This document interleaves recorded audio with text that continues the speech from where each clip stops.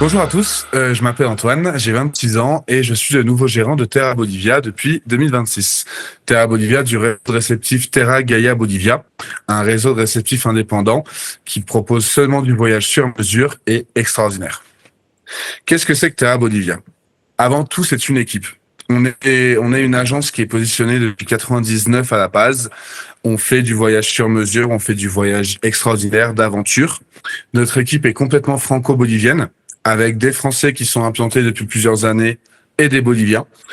Et nous avons un réseau de partenaires qui ont été sélectionnés par des années d'expérience, qui sont tous très très habitués à travailler avec le public francophone, mais en général avec le tourisme de la base. Et c'est ce qui fait notre force. Concrètement, nous sommes aussi partie du réseau Terra Gaia. C'est un réseau de réceptifs dans plus d'une vingtaine de pays, qui a commencé en Amérique latine, en Bolivie, mais qui s'est ensuite développé partout dans le monde. Pourquoi c'est une force pour vous? Terra Gaia, avant tout, c'est des personnes qui ont les mêmes valeurs, qui ont la même vision du voyage. On pense que on n'est pas ici pour faire du tourisme, mais qu'on veut vraiment faire vivre une expérience forte à nos voyageurs, qui s'en rappellent toute leur vie, que ce soit le voyage d'une vie. Et c'est aussi très pratique pour les combiner, dans le sens que dans ce réseau de réceptifs indépendants, vous n'avez qu'un seul contact de facturation, qu'un seul contact commercial. Après, tout le reste, on s'en occupe nous-mêmes en interne. Pourquoi la Bolivie et pas d'autres pays d'Amérique latine? C'est déjà une destination peu connue et très touristique pour l'Amérique latine. On peut proposer des vraies expériences authentiques hors des sentiers battus, parce que aujourd'hui la Bolivie c'est essentiellement des sentiers battus. On a quelques incontournables, quelques routes touristiques qui sont bien développées, mais généralement c'est quand même un pays dont le tourisme s'est ouvert il y a à peu près 30 ans. Donc il y a encore beaucoup de choses à construire, beaucoup de routes qui sont complètement à découvrir, à explorer. On a des voyageurs qui sont vraiment transformés et qui nous disent, on a des voyageurs qui rentrent sans avoir beaucoup d'idées de la Bolivie. Ils voient sûrement des montagnes, un lama et peut-être des feuilles de coca. Et ça s'arrête là. Mais on est capable d'organiser des vraies rencontres avec des personnes qui n'ont pas encore été, j'ai envie de dire, corrompues par ce tourisme de masse qu'on peut voir dans certains pays. Il faut aussi savoir que c'est un pays qui est beaucoup moins cher que nos voisins. Donc, vous pourrez vendre à des prix très attractifs. On peut faire énormément de choses. C'est la gros avantage de la Bolivie, c'est sa diversité. Donc, pour un petit peu de géographie, on est essentiellement une terre d'Amazonie, de jungle, et à l'opposé, il y a l'altiplano. La jungle est à peu près à 600 mètres d'altitude, l'altiplano entre 3000 et 5000 mètres d'altitude. Ce qui nous permet d'avoir énormément de paysages différents. Bien sûr, c'est un pays qui est très connu pour les treks, donc la cordillère royale, des différents volcans du désert de Uyuni. Ça a toujours été une destination qui a fait rêver les voyageurs. On considère par exemple que Huayna Potosí est le 6000 le plus simple. Son sommet est effectivement à 6080 et il est considéré assez accessible en termes d'alpinisme. Il faut aussi savoir qu'on a la région des Yungas, donc une région qui est entre l'altiplano et la jungle et qui permet d'avoir une espèce d'écosystème unique au monde avec beaucoup d'espèces d'oiseaux endémiques, avec une production de différents végétaux qui est absolument unique. Bien sûr, on est aussi très très proche des populations. Donc, il y a beaucoup de villages et de communautés qu'on peut aller découvrir ou sur une journée ou sur une semaine pour avoir une expérience réellement transformative et pouvoir échanger, d'avoir des vrais moments de partage avec les populations. En général, on considère que 2 semaines, ça serait, oui, le minimum pour pouvoir faire les incontournables. Ce qu'on appelle les incontournables, ça serait de lac Titicaca, La Paz, Sucre, Potosí et désert de Uyuni.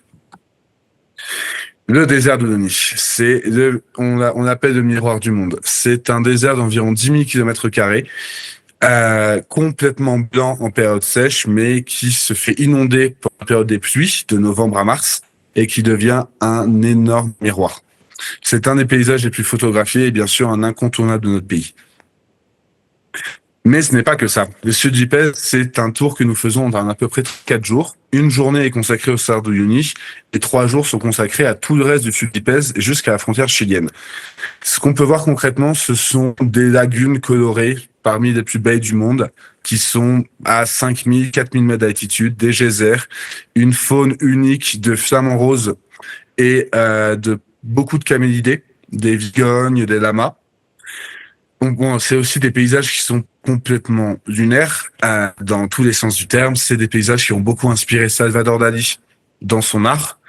Et c'est un endroit qui est considéré comme très très reposant, très en paix, parce qu'effectivement on voit des paysages complètement déserts, des choses qui n'ont pratiquement pas bougé depuis des millions d'années, et ça donne une réelle impression de sérénité. Le lac Titicaca. Alors il faut savoir que le lac c'est quand même le berceau de la civilisation inca. Dans la culture inca, ils considèrent qu'ils sont sortis que le soleil est né dans ce lac-là, et certains archéologiques pensent réellement que la culture inca est née sur ce lac. C'est un lac où on peut faire énormément de choses. Donc sur le côté sportif, on peut faire des balades à vélo, on peut faire des balades à pied bien sûr, du kayak, on peut aller faire de la plongée. On était d'ailleurs avec l'équipe en reco ce week-end pour partir à la recherche de certaines ruines Tiwanaku, Inca si vous préférez, pour essayer d'aller trouver ces ruines et voir, essayer de comprendre un petit peu mieux quelle a été leur histoire. On a aussi en contact avec plusieurs communautés sur le lac, donc typiquement les Chuquinyapi et une femme incroyable qui s'appelle Doña Esperanza sur l'île de la Lune, et on est très très bien reçus sur cette île. Donc c'est un endroit qui est très versatile, on peut faire énormément de choses différentes. L'Amazonie. Alors il faut savoir que l'Amazonie bolivienne n'a jamais été très connue et n'a jamais été très cherchée. Pendant des années, ça a surtout été les backpackers qui venaient ici pour profiter des tarifs très très attractifs en comparaison de nos voisins, qui ont vu l'opportunité touristique un petit peu avant nous. Donc Rouenabaque, c'est l'endroit le plus simple pour découvrir la jungle amazonienne, car il y a deux écosystèmes, la selva, la jungle, et la pampa, qui sont des terres submergées.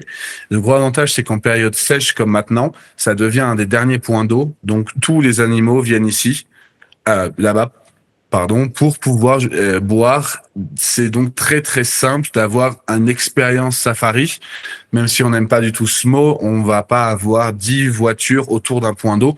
C'est plus que vous allez vous balader en bateau sur cette terre submergée et voir énormément d'animaux.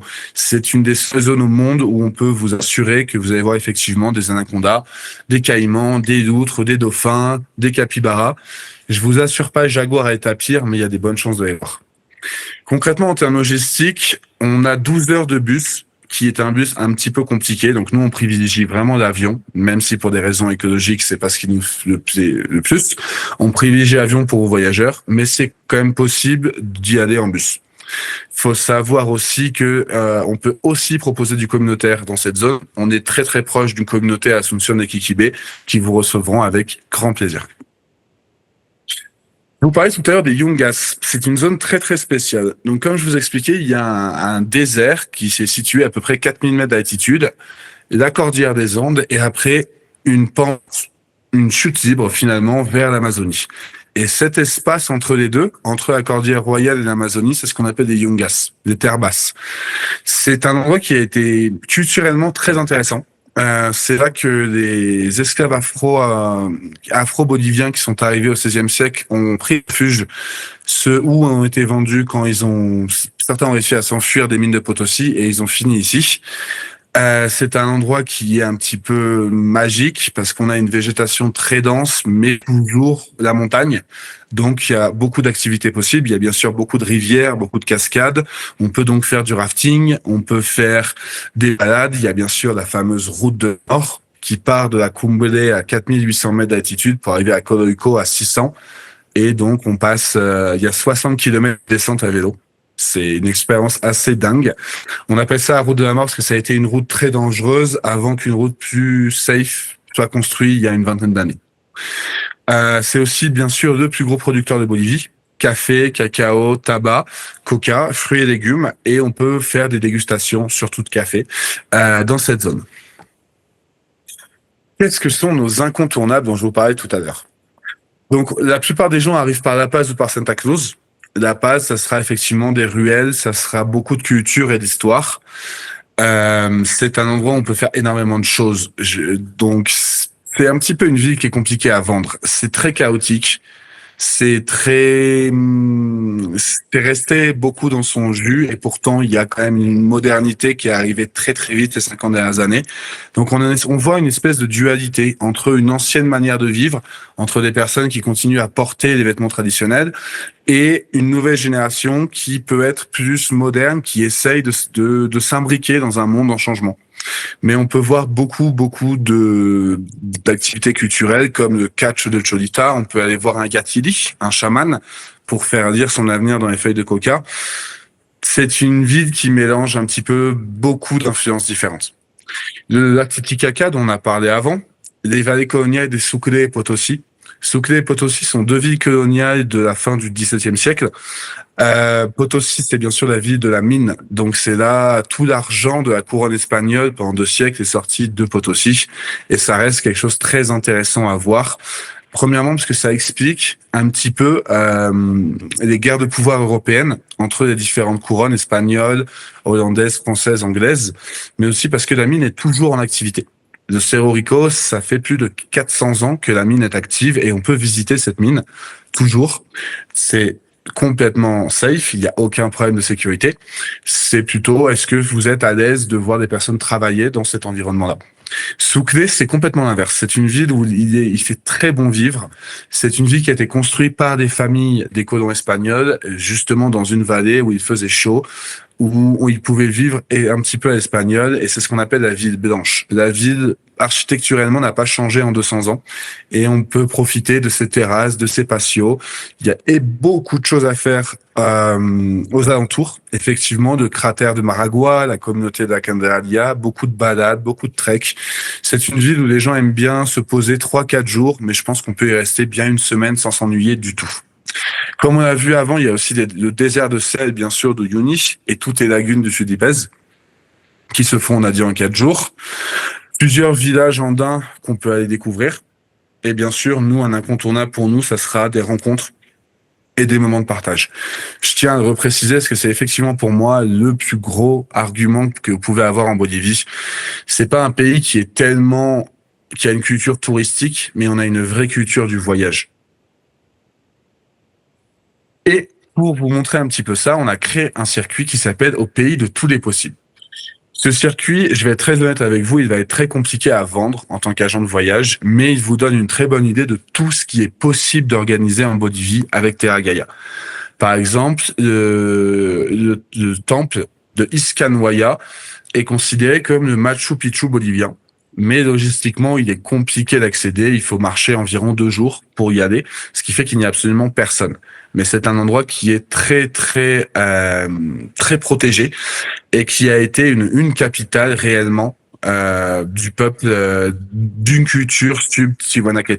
C'est encore un endroit qui est, en termes d'espace, c'est encore plus grand que le Machu Picchu et c'est très bien protégé. Mais personne n'y va. Pour y aller, on passe pendant 3 jours dans le territoire des Kalawaya. Donc, qui sont le peuple chaman guérisseur le plus connu d'Amérique latine et qui était considéré comme les meilleurs. Encore aujourd'hui, les Kalawaya sont considérés comme les meilleurs chamans.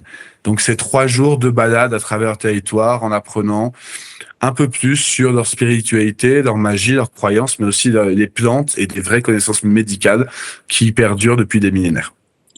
Ce qu'on peut faire aussi, par exemple, vous voyez un petit peu plus bas sur Santiago Ca. On a recréé une caravane de lamas. Donc les caravanes qui reliaient l'Argentine au Chili en passant par la Bolivie jusqu'aux années 60, qui était le moyen de troquer ces biens. On en a recréé une pour que vous puissiez vous balader 2 jours jusqu'à arriver au Salar par le sud, par des montagnes. Et en faisant ça, vous pouvez réellement avoir un petit peu cet aperçu de qu'est-ce que c'est qu'une vie de berger de lama. Ça, c'est une expérience pour moi qui vaut vraiment le coup et qui est complètement extraordinaire. Et en général, ce qu'on peut vous proposer, c'est effectivement une expérience terrain qui va réellement vous faire sentir accompagné. C'est ce que reflètent nos commentaires, c'est ce que reflètent nos voyageurs, c'est-à-dire qu'on se sent très accompagné chez Terra, tant dans la création du voyage que pendant le voyage et après le voyage. C'est quelque chose qui est vraiment très important pour nous. On n'essaye pas seulement de vous vendre un circuit, mais d'organiser une expérience avec vous. Finalement, sur les conditions commerciales, les prix sont nets. Donc, le prix qu'on va vous donner, vous pouvez appliquer la marge que vous souhaitez dessus, il n'y a aucun problème. On s'engage à vous répondre dans la journée et une fois que toutes les informations dont nous avons besoin nous sont transmises, de vous répondre avec un devis sous 48 heures. Il n'y a pas de minimum de participants. Si pour un voyageur, nous pouvons bien sûr organiser un voyage, pas de frais d'inscription et aucune exigence de volume. Entre guillemets, vous êtes complètement libre d'appliquer votre politique commerciale sur ce qu'on propose. J'espère que cette vidéo a été intéressante pour vous. J'espère que vous en avez appris un peu plus sur la Bolivie et sur Terra Gaia. N'hésitez surtout pas à me contacter. Je suis là pour ça. Ou par WhatsApp à mon numéro ou par mail à l'adresse que vous voyez en dessous. On est impatient de vous voir dans notre beau pays. À bientôt.